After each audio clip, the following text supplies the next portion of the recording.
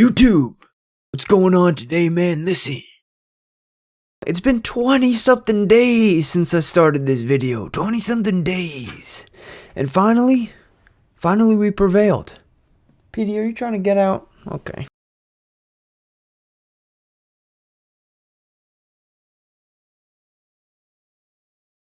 Make sure you watch the whole thing, because in the process of making this video, we ran into some problems, but it's okay.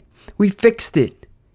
You know, all the spawn locations, every single one of them. The rock, the crates, the boxes, the steel box, the molehill, the driveway. Yeah, that's it. The other molehill, yeah. And I'm going to point arrows at them. You're going to see arrows all over the place. That's what you're going to expect from this video. You can expect montages. You ready for montages? I got a few of them in there. I've got spawn trap locations ranked from 5 to 1 in a random order. But if you guess right, you can skip to number 1 and just not watch the whole entire video. But don't do that, because that would hurt me in here.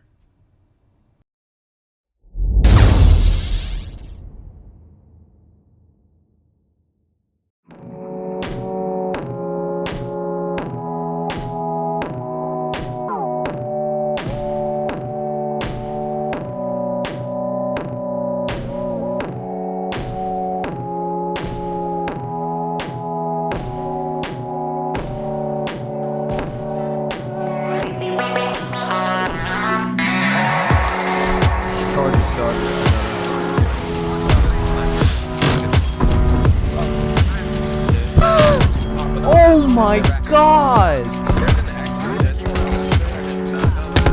There's 3.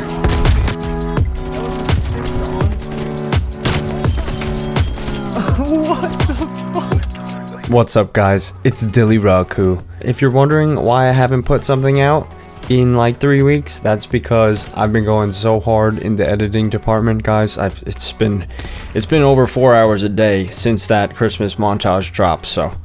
But I'm not going to blabber on anymore. Let's get straight into it. Let's start talking about the wave spawn technique. The spawn system that the engine uses for team-based modes, so like domination, hardpoint, any team-based mode. And that is the wave spawn method. So every time a player dies, if someone dies in quick succession after them, they will spawn where that person spawns.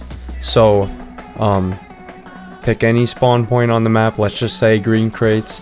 If someone spawns on green crates, then their teammate will also spawn there if they died right after them. So what you want to do is, after you kill people, or if after your teammates kill people, you want to watch the kill feed. And if you've ever heard pros call out like 3 dead, 4 dead, whatever, that's saying multiple things. That's saying, 1, let's get position on the map, but that's also saying that they're going to wave spawn next to each other. And once you understand the spawn system that the engine uses, then all you need is the locations, and then you just need awareness to watch the kill feed and count the people up, and you kind of have to guess the location, but you can kind of tell by the angles your teammates have on the map. I'll explain it later. Let's just get into the first location.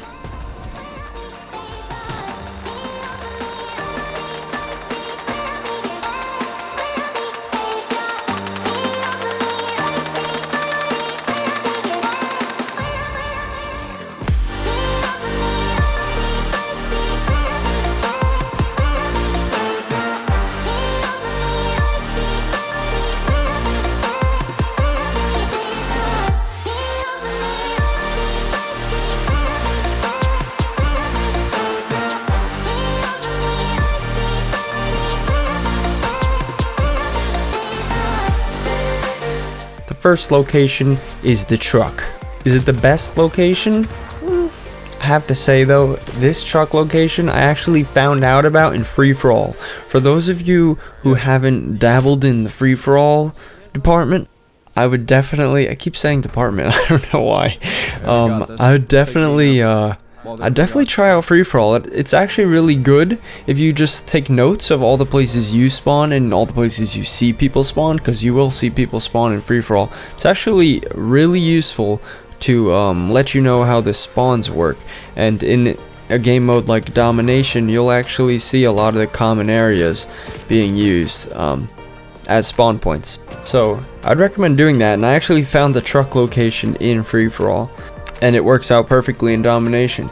So what you're gonna do is I recommend actually going over to those little sandbags, and you can crouch and get a head glitch, and you can basically watch them spawn behind the crates, and then you can kill them. If you peek out or turn around, they could actually spawn closer to you, near the left wall or gate or whatever, and you can actually see people spawn behind the box. That's actually the most dangerous part about this spawn trap, is that people can spawn behind that big box in the middle there, and they can come out and kill you.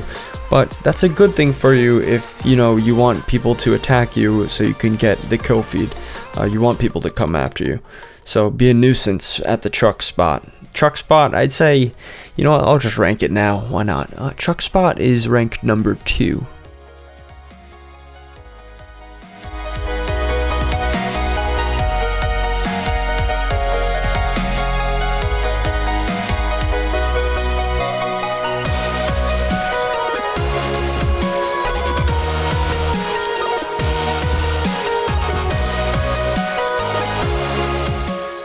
Spot number 2 is the A door. Works hand in hand with the truck spot.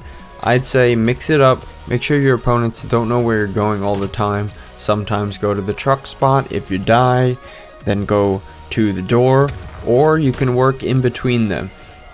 Most of the time they're going to be spawning green crates when you're standing at those areas, and it's a good thing to be able to attack them from both the spots throughout the whole game. I'd say that the truck spot is a little bit better than the door, but that's only because the door is more risky. So when you're standing inside the house and you're looking out the door, people can spawn in the crate and they'll run outside to the bottom like garage area and they'll attack you. So just make sure you're keeping a lookout on that right side. So you get a few picks up front. You can either run downstairs to check if they're running that way, or you could run outside the door like I did and see if they're running that way. Next location.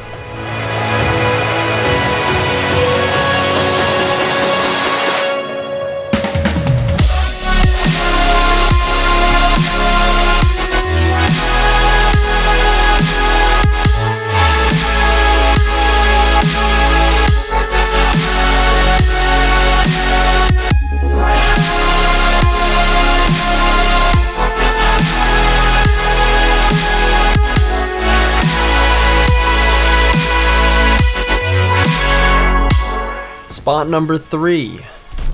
Spot number 3 is the tank spot. It is effing amazing. The tank spot is, it's not the best spot, but it should be number 2, but because it's not a dead-on spawn trap, it's gonna place last at number 5, because you can't run into the spawn while you get, like, when you get a double kill, you want to run into the spawn and try to catch all the people you can, but you can't do that in the tank spot. It's a long range, efficient location. You can see people spawn at the A spawn, right in the back, behind that wooden box, in between the box and the crates. You can see that spawn. A lot of people are going to be spawning green crates and then running out to the middle of the map by the green gates. And so you're going to, like, if you're attacking A, you're going to want to be watching the middle of the map and the left side near the truck, and just pick them off, and then near the end of your kill feed you're probably going to want to watch in between the green crates and the box on the truck side, because that's where they're going to be spawning. When you're attacking the C side, again, watch the middle of the map, the little alleyway, and also watch around the corner, let's just call it the driveway, and you'll just pick people off, and then some people will come through the garage. Now, dangerous locations on both sides. I'd say the most dangerous location on the A side is the sandbag head glitch by the trucks. You're going to get killed from that sometimes if you don't watch it carefully. And when you're attacking the C side, the most dangerous spots are probably going to be the little garage section where they can run out to you.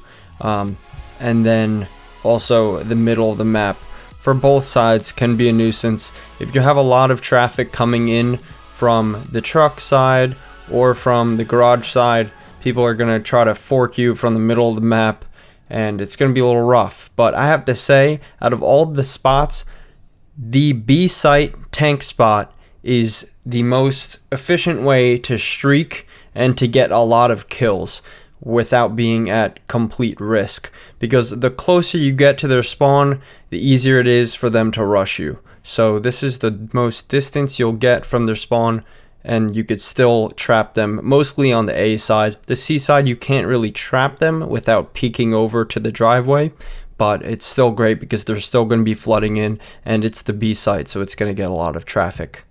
Next location.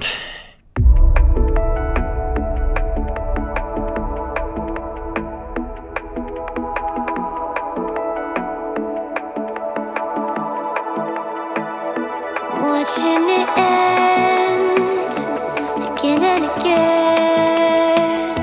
I feel it in waves, you follow me, drifting to places I should leave, so close to the edge of something. I'm sorry, but can I just say, I am feeling that song. That song is so good. Spot 4, it's the box spot. It's perpendicular, I think, to the tank. On the other side of the map, it's basically, it works the same way as the tank, but it's on the other side of the map, but it's not point B, and you can run into the A spawn at the crates, which is why I'm giving it a higher placement than the tank at rank 5.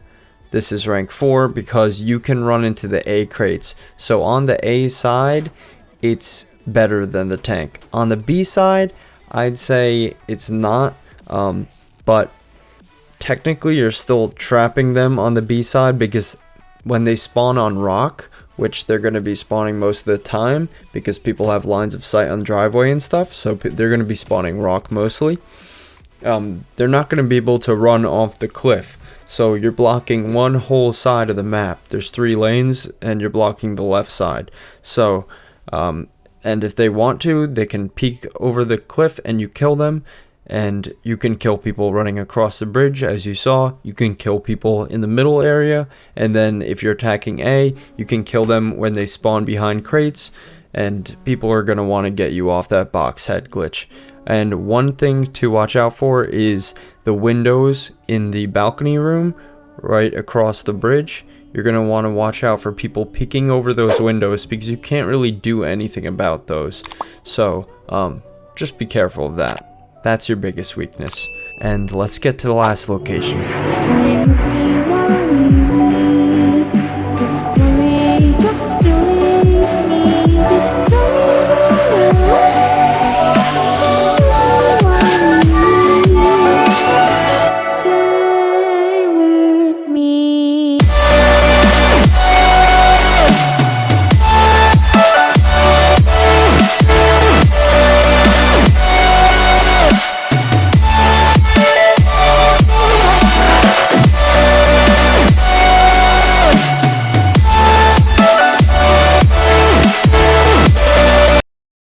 Rank number 1 spot easily is the bridge spot. I am telling you, it's where I hit my first, I think it's where I hit my first quad. It's where I hit my first ultra kill. Go to the bridge, and I'm telling you, you will have so many clips hit at the bridge that you're not even going to go there anymore, because it's too easy to hit a clip from there, and you're going to need to hit clips in different locations. The only thing I have to say about the bridge, since I've already gone over the spawn points, the other team can spawn anywhere. They could spawn behind the rock, they could spawn behind the little molehill, behind that steel crate, and by the driveway side, and behind the box by the driveway. So when you get out there, after you get like a triple or something, no, honestly, after you get a quad, push out there. Or if no one's coming and you've already hit like a double or triple, then push out. But I definitely like would wait a little bit before you push out. But once you do push out, I would say run towards the steel box if you don't see anyone right away to the left at the rock. I check the rock first, look to the left, and then run towards the steel box like I do in my mega kill clip, and just run around the steel box like a stripper pole, and just cut their lines of sight behind you on the steel box. If you see people spawning in one area, focus on them and then cut the line of sight to wherever they may be spawning, like by the rock, and walk around the steel box. And if your aim is true and your movement is decent, you will get some serious clips there. So I hope you guys liked this little spawn trap guide montage of all my leftover clips, and I hope you guys got some value from this. If you did, smash that like button. I think, guys, I'm gonna make a crazy montage soon, so the workflow is gonna be a little slow for like probably another month, but I'm gonna be bringing in the content. I'm gonna make some more simple videos so I can, you know, get some feedback from you guys, talk to you guys a little bit. But get ready, guys, shit's about to get real on this channel. I'll see you guys soon. Peace out.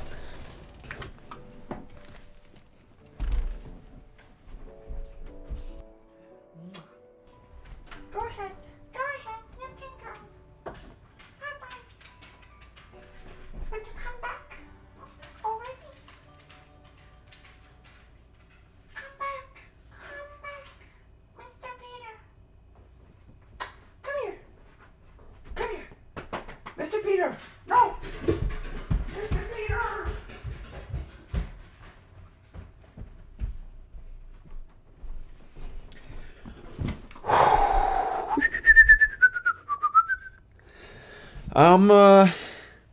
Yeah, just have to say one thing.